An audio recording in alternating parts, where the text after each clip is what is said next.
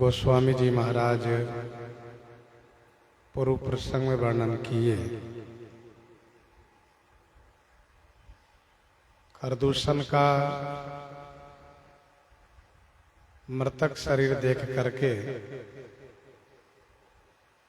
शूर्पणखा रावण के पास पहुंच गई और भारी क्रोध में आकर के पहले फटकार लगाना शुरू की और इसके बाद उन बातों को कही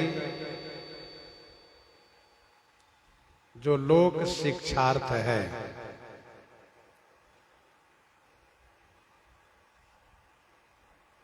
शूर्पणखा ने कहा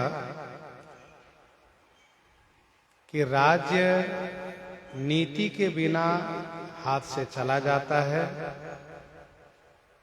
धन धर्म के बिना नष्ट हो जाता है, सत्कर्म हरि को समर्पण किए बिना वह अक्षय नहीं हो पाता है, कल्याणकारी सुखद नहीं हो पाता है। विद्या बिना विवेक प्राप्त किए वह परिश्रम फल माना जाता है तथा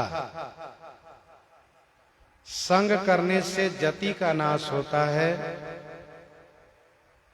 कुमंत्र में पढ़ने से, कुविचार में पढ़ने से राजा का नाश होता है, अभिमान होने से ज्ञान का नाश होता है और मदिरा पीने से लज्जा का नाश होता है।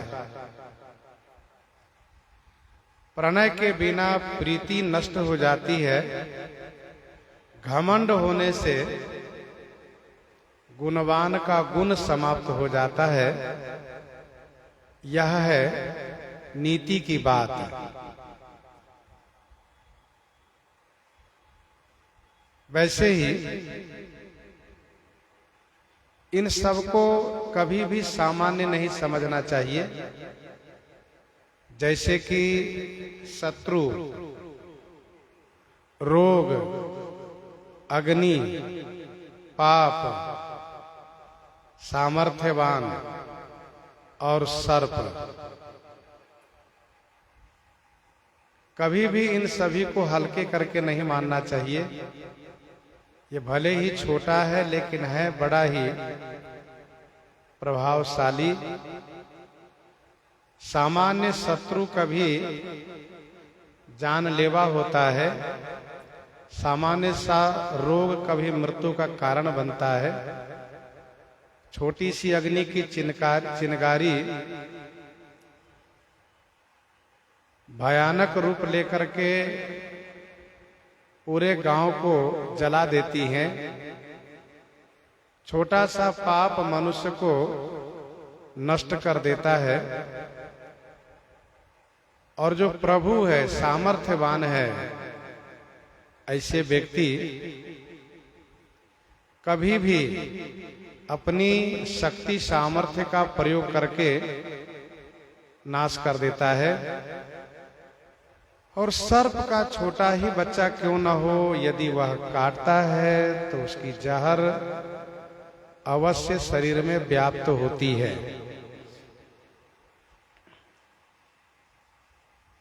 इतना कहने के बाद शूर्पणखा रावण की सभा में बहुत रुदन की है। रोती हुई, प्रलाप करती हुई रावण को शूर्पणखा ने इस प्रकार से ललकार पूर्वक कहा कि हे दशकंधर, तुम्हारे जीते जी क्या तुम्हारी बहन शूर्पणखा की ऐसी दशा होनी चाहिए? क्या ऐसी दशा पहुंचाने वाला सुरक्षित रहना चाहिए, कुशल पूर्वक रहना चाहिए? गोस्वामी जी कहते हैं कि सुनत सभासद उठे अकुलाई, समुझाई गई बाह उठाई। सुनत सभासद उठे अकुलाई। सुनते ही सभासद, सभा में उपस्थित रहने वाले सभा के सदस्यगण अकुलाई उठे, माने व्याकुल हो उठे। सब व्याकुल हो गए। सूर्पनखा को हाथ पकड़ करके उठाया सबने और समझाया कि आप रोइए नहीं, अधीर मत होइए। जिसने आपकी ऐसी दशा की है हमारे महाराज, उसे दंडित करने में सक्षम है और सब प्रकार से सबल है, सामर्थ्यवान है। जब सूर्पनखा का शोक थोड़ा कम हुआ, जब उसका रोना बंद हुआ, तब कह लंकेश कहसी निज बाता के तब नासा कान निपाता के तब नासा कान निपाता। कह लंकेश कहसी निज बाता। कह लंकेश कहसी निज बाता। लंकेश ने कहा, बहना तू अपनी बात बता। तब नासा कान के ही नहीं पाता। तब माने तुम्हारे, नासा माने नाक और कान को किसने नष्ट किया है, किसने काटा है, यह तू बता।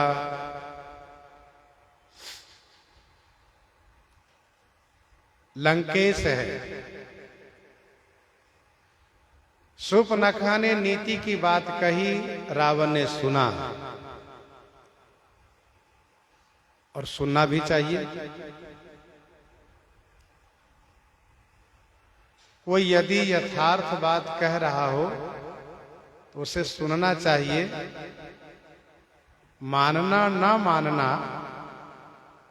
ये उनकी इच्छा पर है, लेकिन सुनना चाहिए।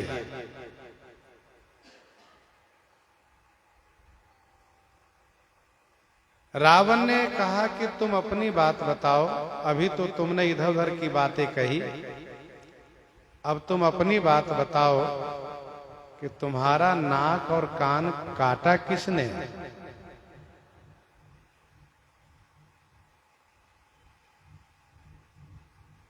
गोस्वामी जी पहले कह चुके हैं, जाई सूर्पनखा रावण प्रेरा।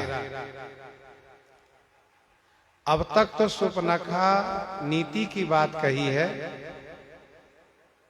शिक्षा की बात कही है, लेकिन अब रावण के पूछने पर रावण को वह बात कहने जा रही है जिससे रावण पर स्त्री हरण में प्रवृत्त होगा और उस प्रवृत्ति के कारण रावण का समूल समाप्त होगा, सफाया होगा।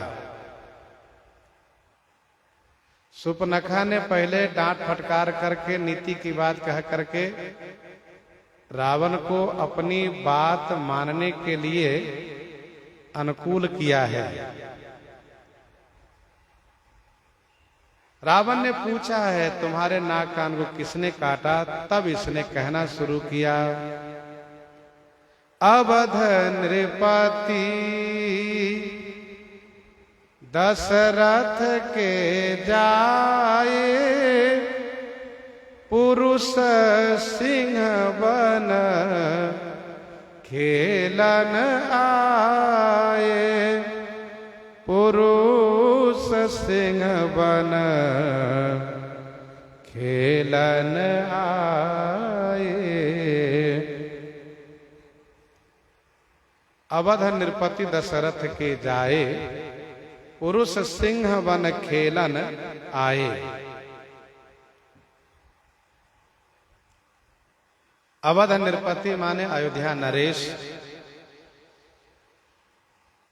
महाराज दशरथ के जाए माने पुत्र हैं। पुरुषों में सिंह के समान हैं, इसीलिए वन खेलन आए।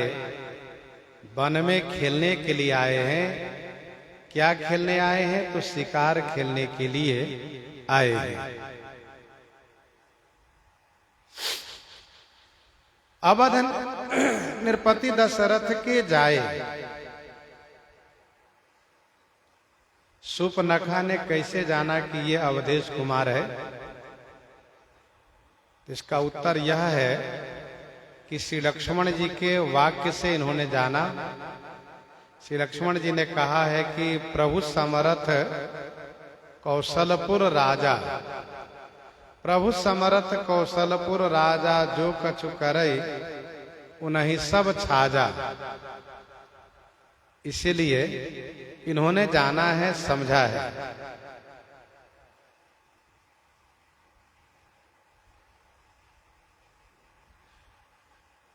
श्री अयोध्या नरेश महाराज दशरथ जी के पुत्र हैं।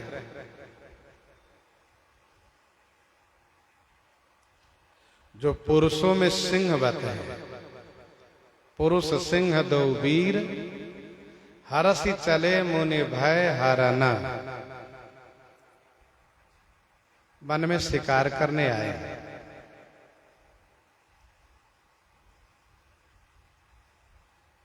शूर्पणखा के हृदय में श्री राम लक्ष्मण का सौंदर्य बस चुका है, अथवा यूं कहिए कि शूर्पणखा का मन श्री राम लक्ष्मण में आसक्त हो चुका है। नाक कान कटने के बाद भी श्री राम लक्ष्मण की बड़ाई परख ही परिचय दे रही हैं।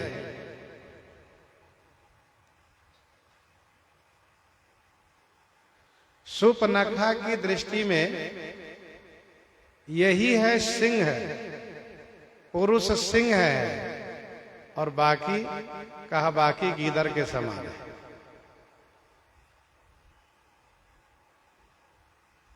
ये पुरुषों में श्रेष्ठ है, पुरुष सिंह है।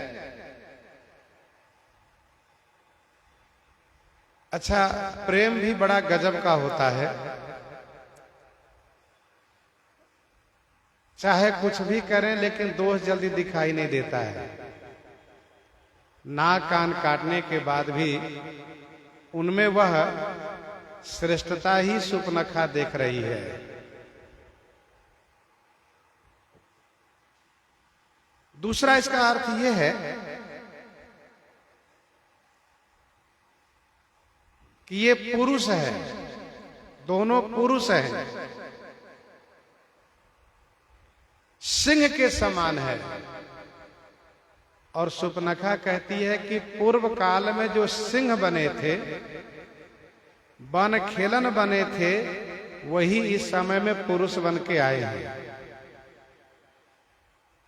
पूर्व काल में सिंह बने थे हिरण्यकश्यप को मारने के लिए नरसिंह, और हिरण्याक्ष को मारने के लिए वाराह।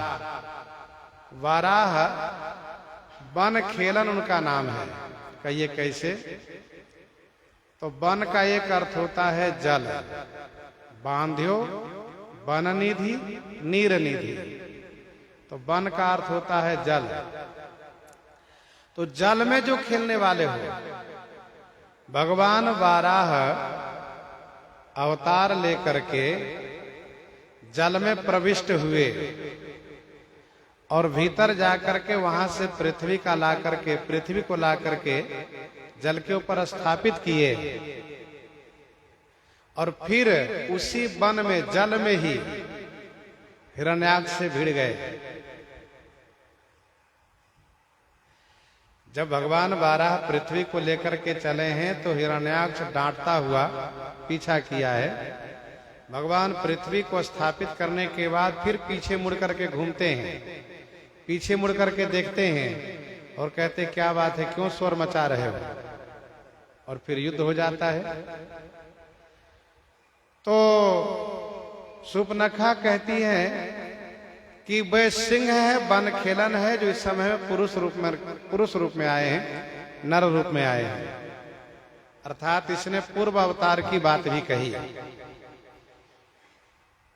और फिर कहती है समुझी परी मोही उनके करनी, समुझी परी मोहि उनके करनी, रहित निशाचर करी हहि धरनी, रहित निशाचर करी हहि धरनी।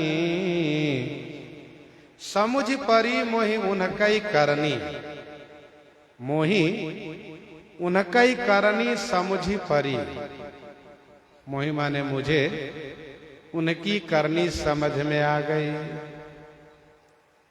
मुझे उनकी करनी समझ में आ गई कि वह धरनी को निशाचर रहित करी हहि, धरनी को, भूमि को निशाचर से रहित बना देंगे, राक्षस से खाली कर देंगे।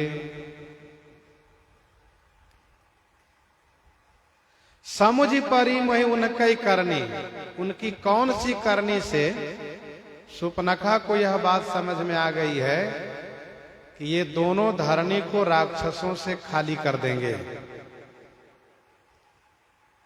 इसका उत्तर यह है कि खरदूषण का संहार, खरदूषण का वध देख करके, धुआं देखी खरदूषण केरा। शूर्पणखा को यह बात समझ में आ गई है। शूर्पणखा ने वह भी सुना है जब खरदूषण के द्वारा भेजे गए मंत्री ने श्री राम जी से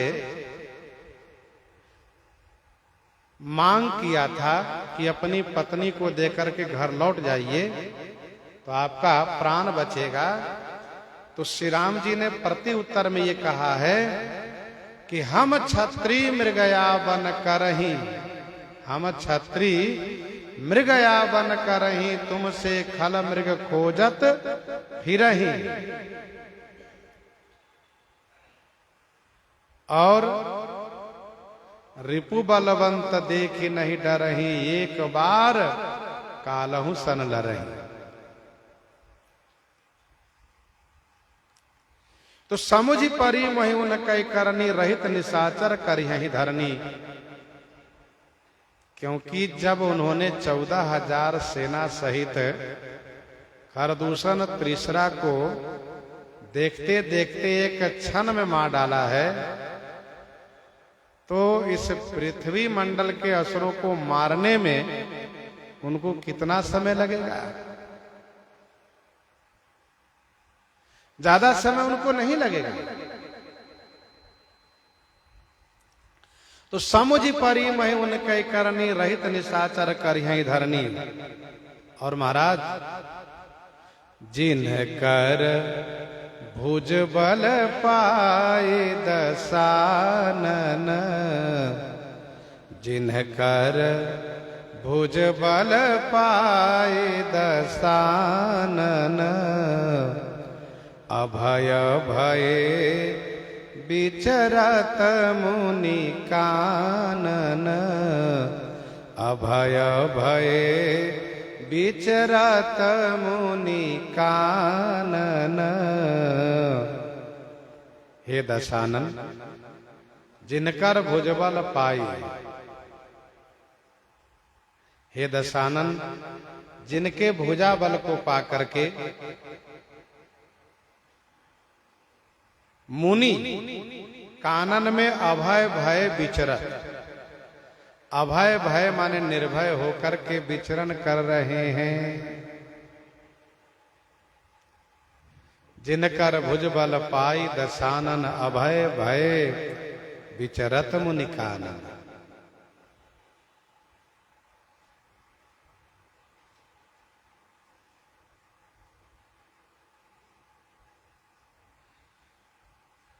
इनकी भुजा के बल पाकर के मुनि लोग निर्भय हो चुके हैं। आपको कुछ पता भी है या नहीं? महात्मा लोग सब निर्भय हो गए हैं आजकल।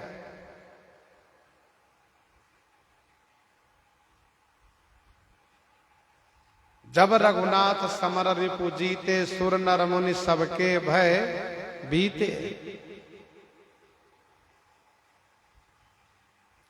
पहले राक्षस लोग मुनियों को शांति से जीने नहीं देते थे।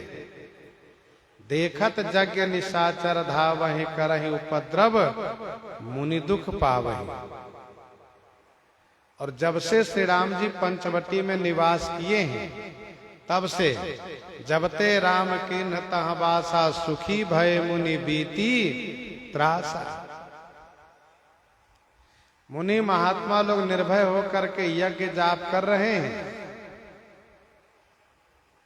पहले हवन करने में, यज्ञ करने में डरते थे, और अब बड़े ही उच्च स्वर से मंत्र को उच्चारण करते हुए स्वाहा की ध्वनि से वन प्रदेश को गुंजायमान कर रखे हैं।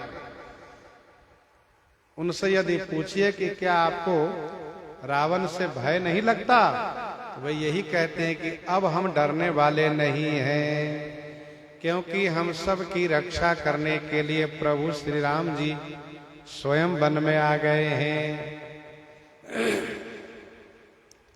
देखत बालक काल समाना, परम धीर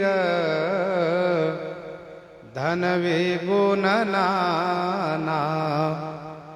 देखत बालक काल समाना, परम धीर धन विगुण नाना।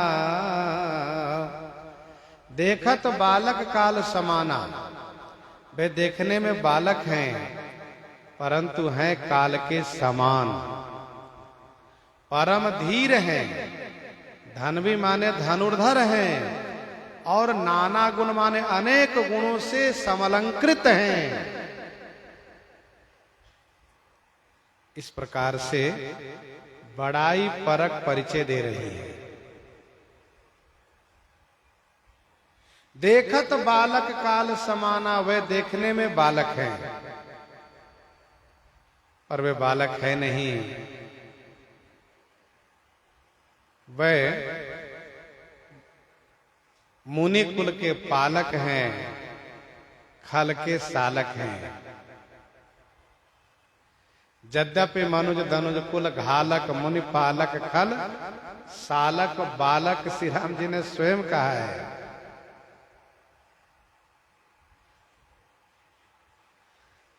काल, काल वह है कौन जो पूरे ब्रह्मांड को भक्षण करने का सामर्थ्य रखता है, संपूर्ण विश्व को नाश करने का सामर्थ्य रखता है, वह काल है। अग जग जीव नाग नर देवा, नाथ सकल जग काल कलेवा। देखत बालक काल समाना, परम धीर, परम धीर है, बड़े ही धैर्यवान हैं। सुपनखा ने देखा है युद्ध के काल में, खरदूषण से लड़ते हुए श्री राम जी को देखा है कि इतनी संख्या में राक्षसों ने उनको घेर लिया था, फिर भी वे अधीर न होकर के बल्कि बड़े उत्साहित दिख रहे थे।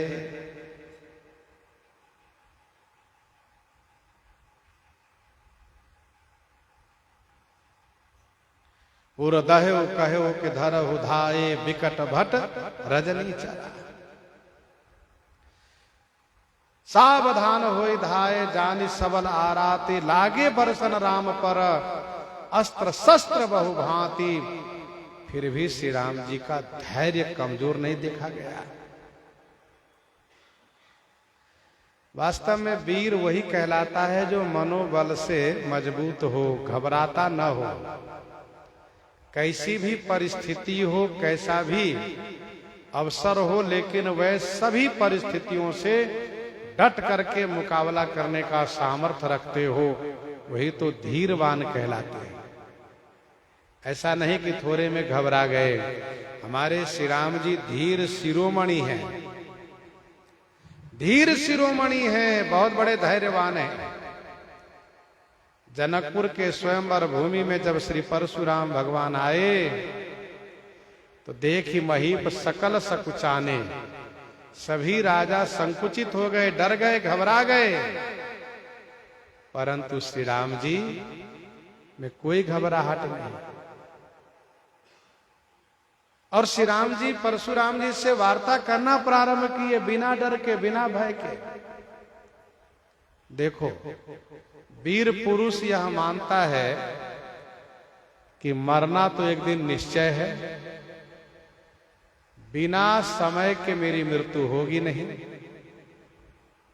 समय आने पर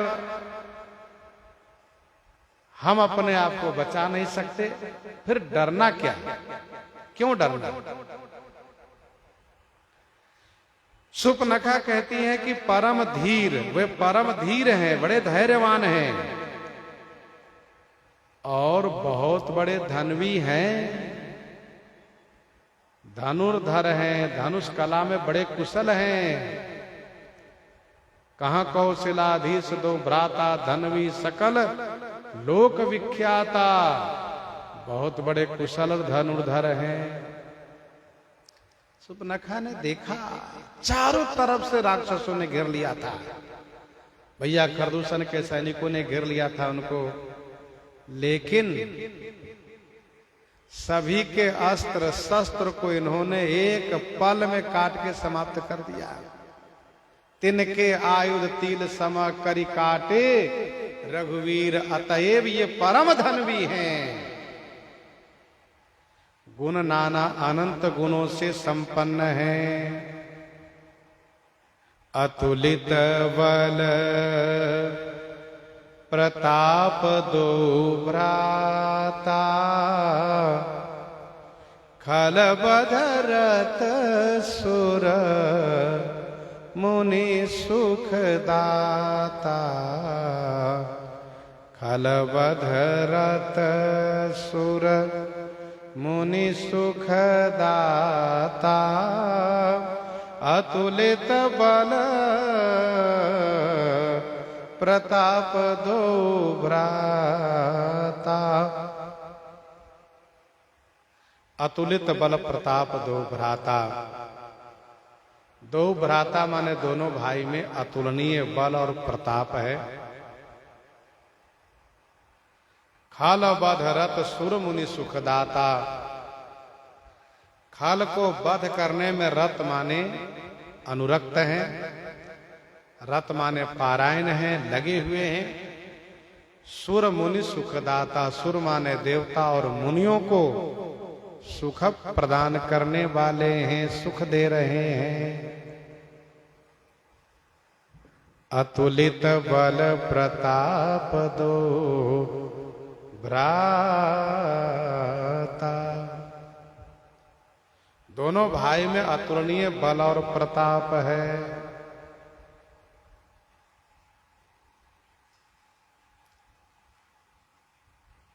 बल अतुलनीय है, प्रताप भी अतुलनीय है। बल देखा है लक्ष्मण जी का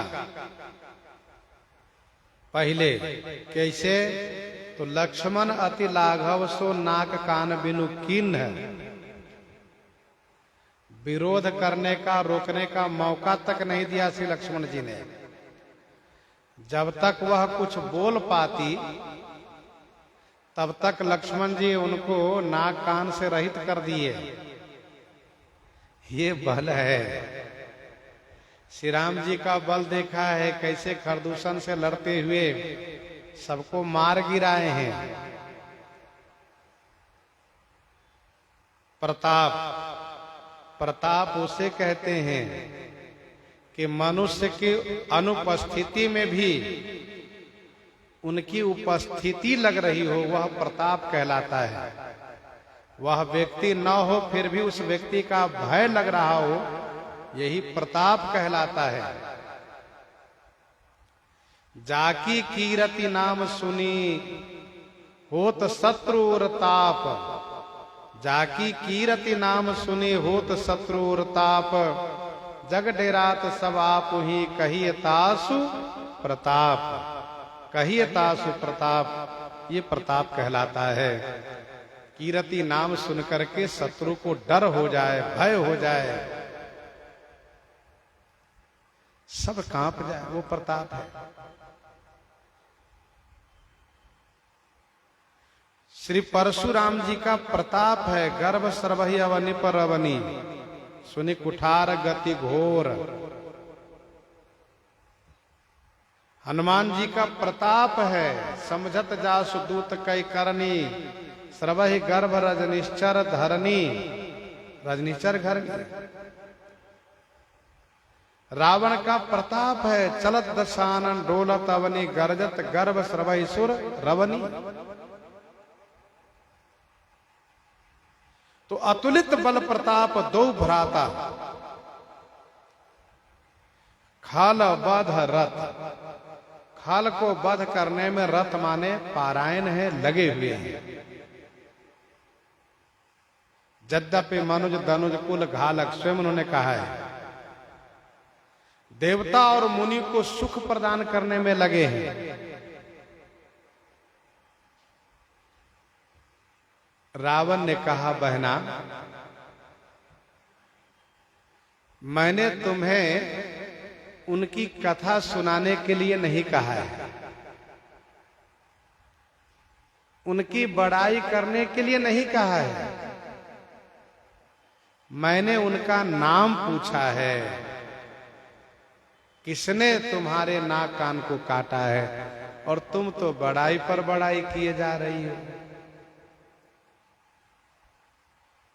महर्षि श्री वाल्मीकि जी महाराज रामायण जी में लिखते हैं, सुपनखा कहती है कि तरुणो रूप संपन्नो, यह श्लोक राम रक्षा स्तोत्र में भी है, तरुणो रूप संपन्नो सुकुमारो महाबलो, पुंडरीक विशालाक्षौ चीर कृष्ण जिनांबरो, फलमूलासिनो दांतो तापसौ ब्रह्मचारिणो, पुत्रौ दशरथस्य तौ भ्रातरौ राम लक्ष्मणौ।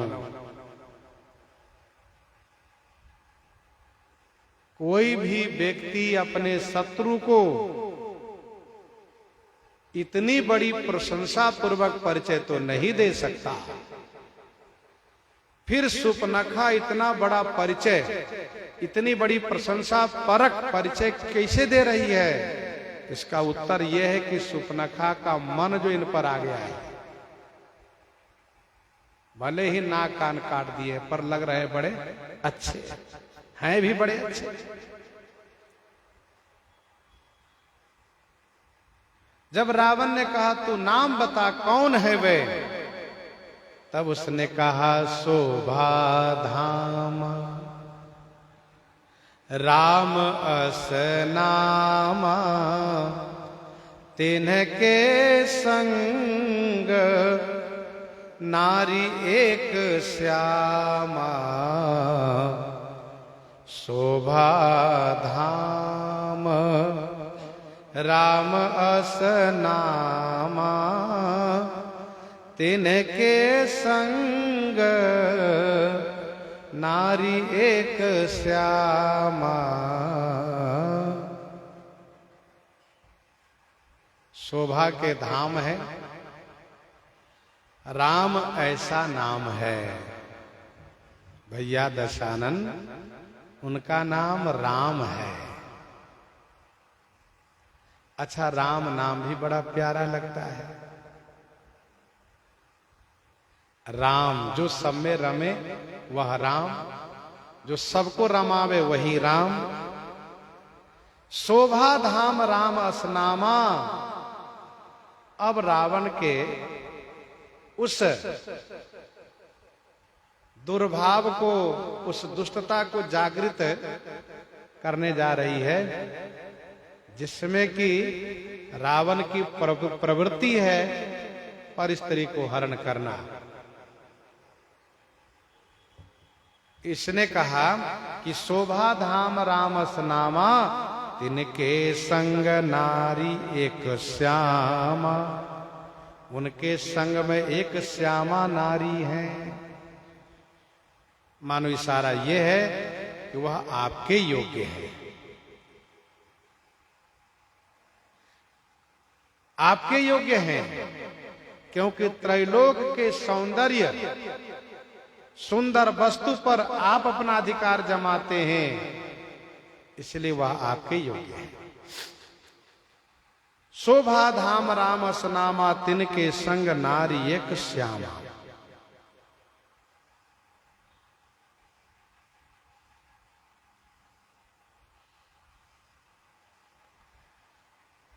एक श्लोक है, शीत काले भवे दुष्ण, ग्रीष्मे च सुख शीतला, सर्वावयव शोभाढ्या, सर्वावयव शोभाढ्या, सा श्यामा परिकीर्तिता। शीत काले भवे दुष्ण, शीत काल में उष्णता जिनमें हो, तथा ग्रीष्मे च सुख शीतला, ग्रीष्म काल में शीतलता हो, सर्वावयव शोभाढ्या अर्थात सर्वांगीय सौंदर्य से संपन्न हो, वही श्यामा स्त्री कहलाती है।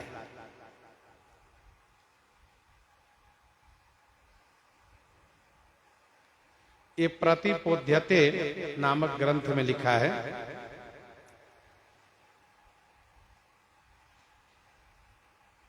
साथ साथ ये भी ध्यान में रखना चाहिए कि श्यामा स्त्री वह जो अभी उनको संतान की प्राप्ति नहीं हुई है और किशोरावस्था को है, तो तिनके संग नारी एक श्यामा। रूप राशि विधि नारी सवारी, रूप राशि विधि नारी सवारी, रति सत कोटि तासु बलिहारी। रूप राशि विधि नारी सवारी, रति सत कोटि तासु बलिहारी। वह रूप की राशि है, विधि ने संवार करके उनको बनाया है। शतकोटि रति तासु बलिहारी, 100 करोड़ रति उनके ऊपर बलिहारी जाती है, न्यौछावर जाती है।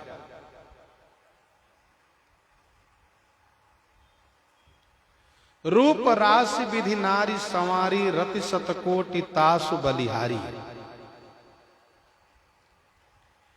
श्रीमद् वाल्मीकि रामायण में सुंदरकांड में जब हनुमान जी महाराज किशोरी जी का दर्शन किए हैं, तो वहां पर जो श्री हनुमान जी ने अपना विचार प्रकट किया है वह अवश्य पढ़ने योग्य है।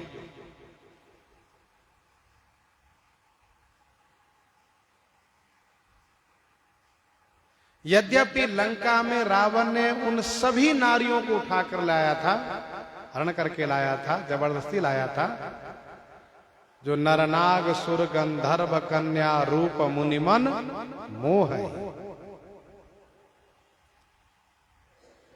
तो श्री किशोरी जी का अद्भुत अलौकिक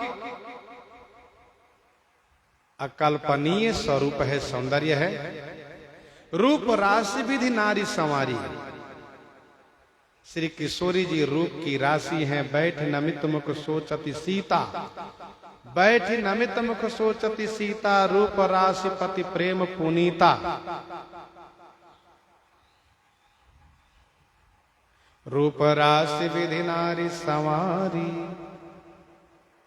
विधि ने इनको संवार करके बनाया है। जनु बिरंची सब निज निपुनाई, जनु बिरंची सब निज निपुनाई, बिरची विश्व कहाँ प्रगति दिखाई।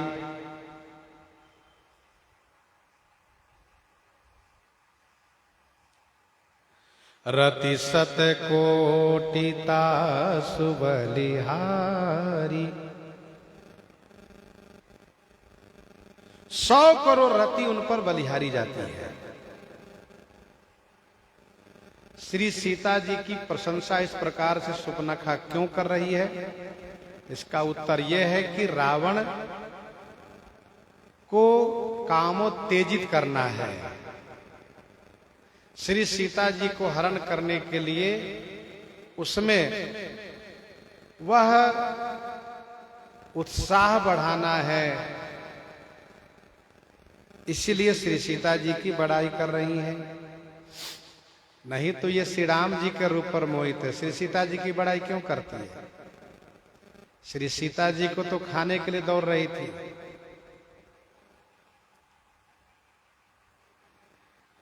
तो रावण में कामोत्तेजित हो, इसलिए बड़ाई कर रही हैं, हरण के विचार बन जाए।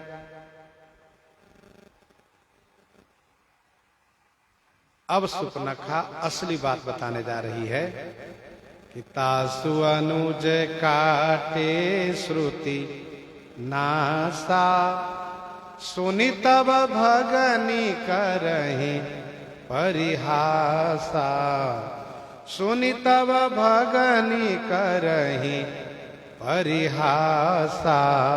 तासु अनुज काटे श्रुति नासा, तासु अनुज काटे श्रुति नासा।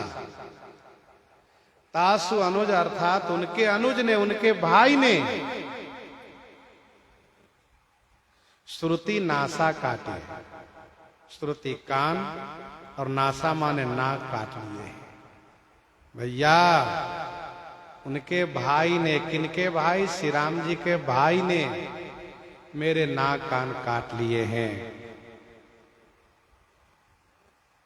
ताके कर रावण कह मनो चुनौती दीन है, लक्ष्मण यति लाघव सो नाक कान बिनु किन्ह।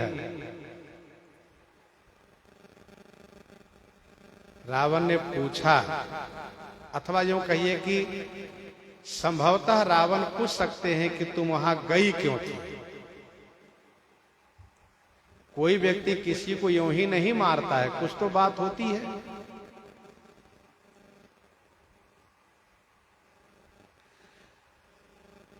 महर्षि श्री वाल्मीकि जी महाराज ने रामायण जी में वर्णन किया है, मारीच ने रावण से कहा कि सुपनखा वहां पर गई क्यों? अकेली महिला को इस प्रकार से पर पुरुष के पास जाना ही नहीं चाहिए, क्यों गई हो? रावण ने कहा कि उसने मेरी बहन को नाक कान काटा है।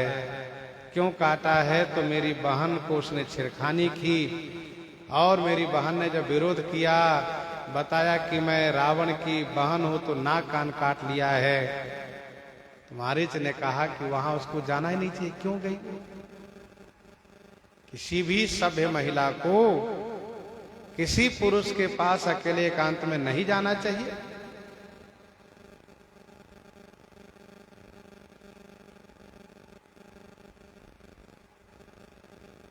यहां पर सुपनखा कहती है कि तासु अनुज काटे श्रुतिनासा, उनके भाई ने मेरे नाक कान काट लिए हैं।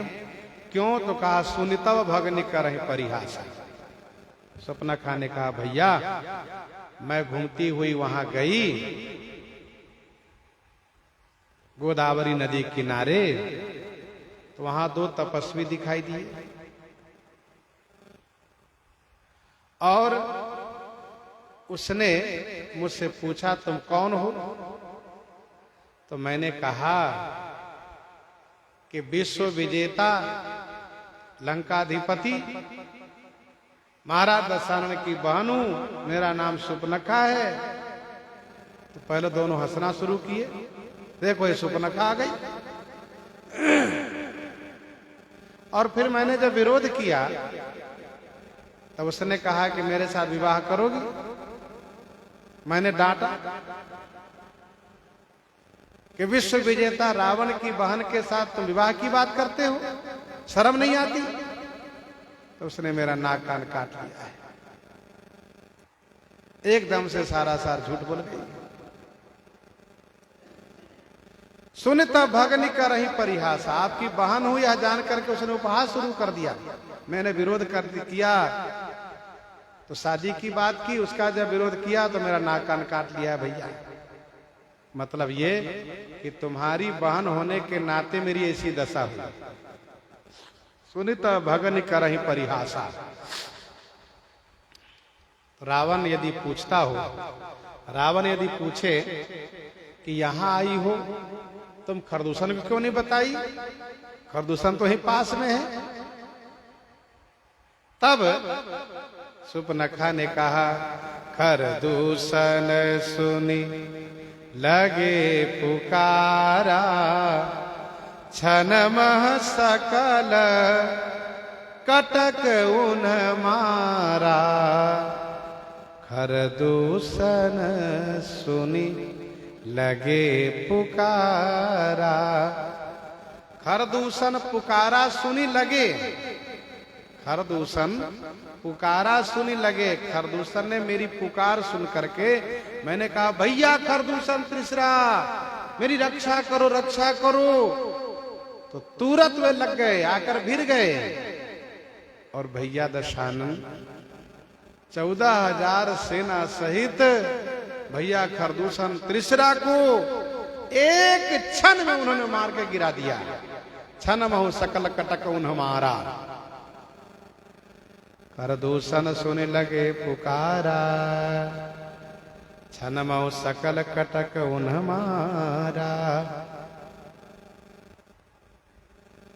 मैंने पुकार की तो मेरी पुकार सुन करके वे तुरंत आए।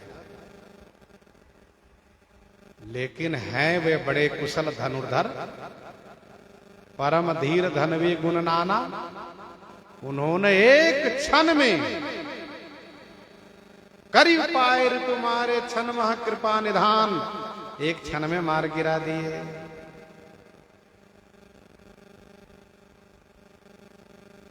अध्यात्म रामायण में क्षण की बात कही गई है, मानस जी में भी एक क्षण की बात कही गई है। महर्षि श्री वाल्मीकि जी महाराज ने लिखा है अर्धार्धिक मुहूर्तेन, अर्धार्धिक मुहूर्तेन, आधे मुहूर्त में श्री राम जी ने 14,000 सेना सहित खरदूषण को समाप्त कर दिया है।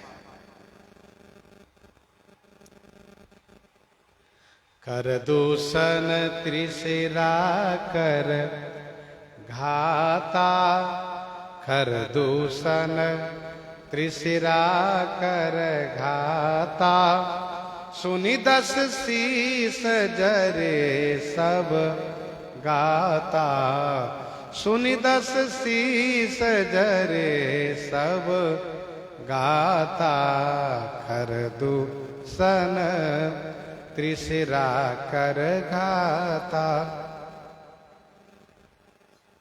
रावण पूछ सकता है कि तीनों मारे गए कि एक दो, इसलिए सुपनखा ने स्पष्ट कर दिया कि खरदूषण त्रिशिरा कर घाता। खरदूषण और त्रिशिरा को भी उन्होंने मार डाला, तीनों भैया मारे गए। सुनि 10 शीस जरे सब गाता। यह सुन करके 10 शीश का सारा शरीर जल उठा, पूरे शरीर में आग सी लग गई। सुनि 10 शीश जरे सब गाता, खरदूषण त्रिशिरा कर घाता।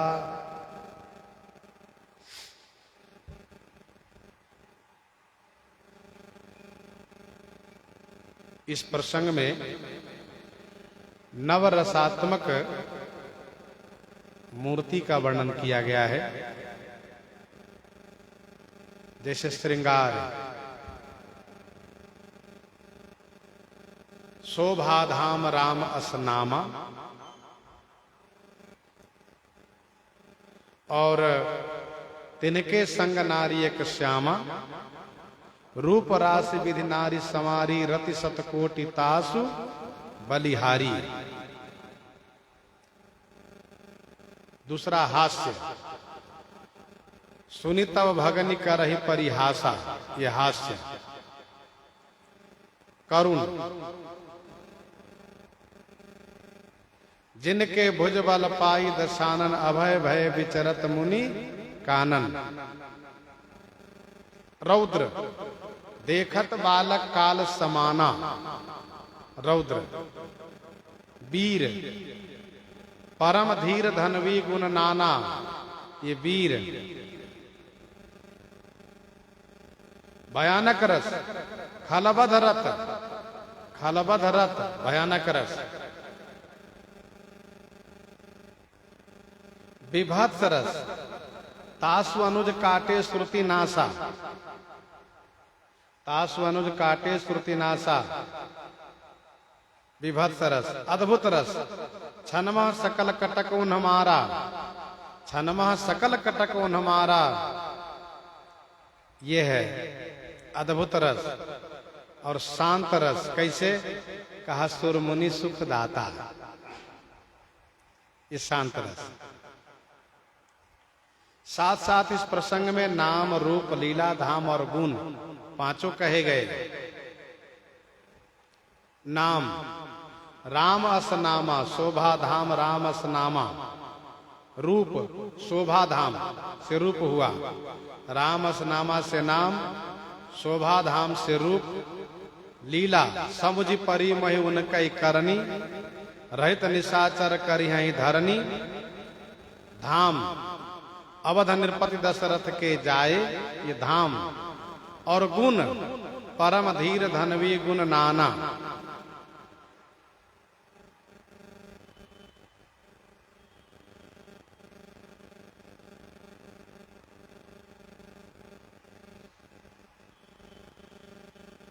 संसार में प्राणी इन्हीं चारों में उलझे हुए हैं। नाम अमुक नाम मेरा है, जिसमें जातीयता का अभिमान भरा है। रूप, अपने सौंदर्य का अभिमान है।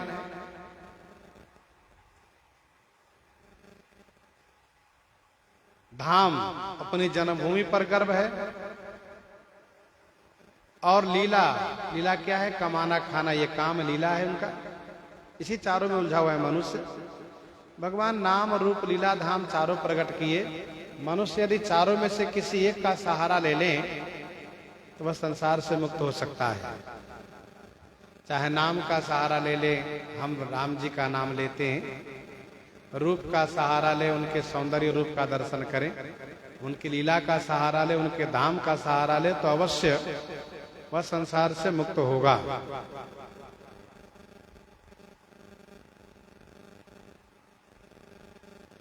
वैष्णव होने के बाद गुरुजी चारों में बदलाव करते हैं। नाम रखते हैं भगवान के नाम से जोड़ करके। रूप के बारे में बताते हैं कि तुम्हारा यह रूप अब सौंदर्य भगवान का स्वरूप हो गया। ये तिलक वैष्णव स्वरूप, ये भगवान का स्वरूप है। लीला क्या है? तो लीला यह है कि सेवा करो, भजन करो, प्रसाद पाओ। तुम ठाकुर जी की सेवा करते हैं, ठाकुर जी के लिए सेवा करते हैं, ठाकुर जी कृपा से प्रसाद पाते हैं। और धाम जोड़ दिया जाता है अयोध्या जी से। जैसा कि विनय पत्रिका 250 में गोस्वामी जी ने लिखा है, राजा मेरे राजा राम अवध शहर। आपने इस प्रसंग में नवरसात्मिका मूर्ति का दर्शन किया, नवरसात्मक मूर्ति का दर्शन किया। और नाम, रूप, लीला, धाम और गुण, ये पांचों श्रवण किए। तो 9, 5, 14 अर्थात इस प्रसंग रूपी सागर से 14 रत्न प्राप्त किए गए।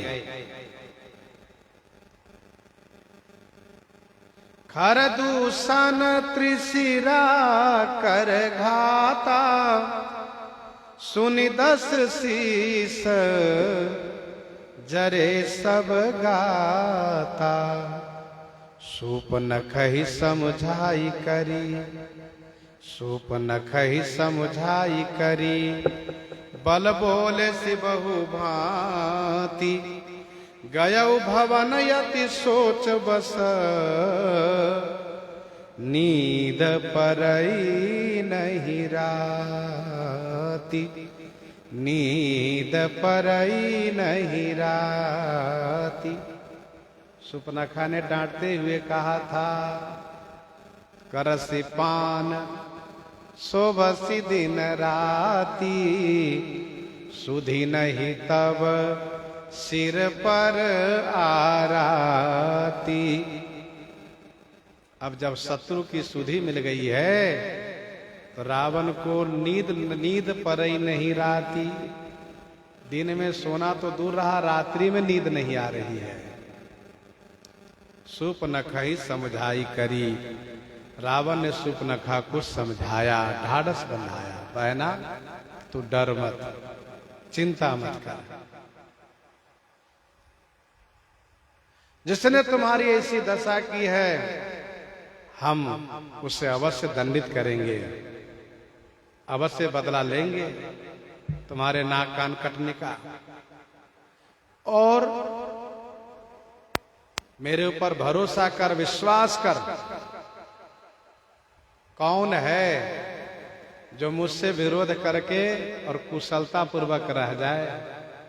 इंद्र है कि अग्नि है कि वरुण है कि कुबेर है कि विष्णु है? कौन है? मुझसे विरोध करके कोई कुशल से नहीं रह सकता।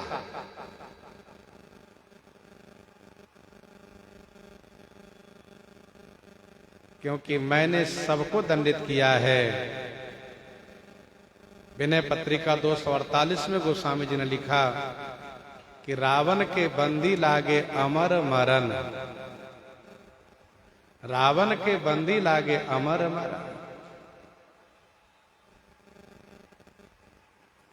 कवितावली सुंदरकांड 21 पद में गोस्वामी जी ने लिखा, रावण कहता है, पावक पवन पानी भानु हिमवान जम, काल लोक पाल मेरे डर डवा डोल है। मेरे डर से सब डरते हैं, लोकपाल दिग्पाल सब।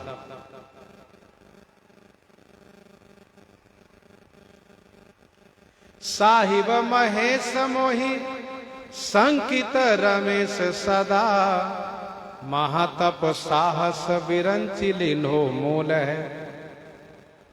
तो किसी में हिम्मत नहीं है कि मुझसे विरोध करके और वे कुशल पूर्वक रह जाए।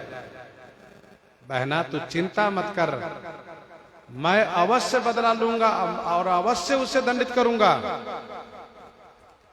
रावण ने तो खूब समझा दिया। सूपनखहि समझाई करी, बल बोले सी बहु भांति। बहुत प्रकार से अपने बल का बखान किया, मैं ऐसा बलवान हूं, ऐसा पराक्रमी हूं। लेकिन रावण को आज चिंता हो गई। आज के पूर्व रावण को कभी ऐसी चिंता नहीं होती थी जैसी चिंता आज रावण को हो गई है। मानो गोस्वामी जी ये कहते हैं, कोई चाहे कितना बड़ा पराक्रमी क्यों न हो, एक न एक दिन मृत्यु का भय उसे भी सताता है। उसको भी लगता है कि क्या मेरा अब आखिरी समय आ गया है। रावण को इस बात को लेकर के चिंता है कि खरदूषण मोहि सम बलवंता, खरदूषण मेरे जैसा ही बलवान था, मेरा सगा भाई था, और उसका मरण किसी देवताओं से तो संभव ही नहीं था। मनुष्य की तो कल्पना नहीं की जा सकती। असुर में कोई ऐसा सबल नहीं है जो मुझसे विरोध कर ले। तो क्या मेरे भाई खरदूषण को मारने के लिए परमात्मा का अवतरण हो चुका है, क्या सर्वेश्वर आ चुके हैं? इन सब बातों को लेकर के रावण के मन में खलबली सी मची है। गयो भवन अति सोच बस। सामान्य सोच में व्यक्ति को नींद आ जाती है, लेकिन जब अति सोच हो तो चाहे वो कुछ भी उपाय करें, नींद की चाहे कितनी भी गोलियां खा लें, नशा जितना कर ले, नींद नहीं आ सकती। जब वह सोच, वह चिंता अपनी पराकाष्ठा पर हो तो मनुष्य बेचैन हो जाता है। रावण बेचैन हो गया। गयो भवन अति सोच बस, नींद पर ही नहीं राती। आज तक खूब सोता था, लेकिन आज से इसकी नींद हराम हो गई, क्योंकि सो की भी सोब सोच अधिकाई। अब बड़ी चिंता हो गई इसको। गयो भवन अति सोच बस, नींद पर नहीं राती। रावण के इस चिंता से भी मनुष्यों को एक शिक्षा लेनी चाहिए। कहिए कैसी शिक्षा लेनी चाहिए? तो रावण भले ही असुर राज है, महान पापी है, दुष्ट है, लेकिन साथ साथ ये बहुत पढ़ा लिखा भी है, विद्वान भी है। तो रावण के इस चिंता से शिक्षा यह लेनी चाहिए कि जीवन में यदि कोई ऐसी विषम परिस्थिति आ जाए और लगे कि अब हम अपने आप को बचा नहीं सकते, मेरा सामर्थ्य काम नहीं कर सकता, तो एक निर्णय कर लेना चाहिए रात्रि में बंद कमरे में बैठ करके कि हम अब क्या करें। और यही किया है रावण ने। जब इसको लगा कि मेरे सामने और कोई विकल्प नहीं है, तो इसने निश्चय किया कि मैं भी उनसे विरोध करूंगा और विरोध करके उनके हाथ से ही मर करके परम धाम को प्राप्त करूंगा। ऐसा निश्चय रावण ने किया है। प्रभु सर प्राण तजे भवतरम। और ऐसा निश्चय रावण ने किया है कि रावण को समझाने वाले लोग एरी से चोटी लगा दी है। रावण के भाई, रावण के नाना, रावण की पत्नी, रावण के अनेक गुरुजन लोग, तमाम ऐसे लोग हैं जो सभी लोग समझा रहे हैं। समझाते समझाते सब थक गए, पर रावण अपना निश्चय को बदलने का कोई प्रयास नहीं किया। भले ही अन्य रामायण में वर्णन है, अन्य रामायण में रावण ने मंदोदरी से धीरे से कह दिया कि सुनो, मैंने जानबूझ करके विरोध किया, तुम्हारे कहने से मैं विरोध छोड़ने वाला नहीं हूं, यह स्पष्ट किया। लेकिन श्री रामचरितमानस जी में जो गोस्वामी तुलसीदास जी महाराज ने भगवान शिव द्वारा रचित श्री राम कथा को गायन किया है, इस श्रीमद् रामचरितमानस जी में रावण ने इस बात को किसी से नहीं कहा। इसका दृढ़ निश्चय है, और ये निश्चय रावण आज ही रात में किया है। तो रावण निश्चय करके क्या करता है? जाता है मारीच के पास। सो प्रसंग हम लोग आगे श्रवण करेंगे। यहीं पर हृदयंगम करते हुए श्रवण करते हैं श्री राम आज्ञा प्रश्न से।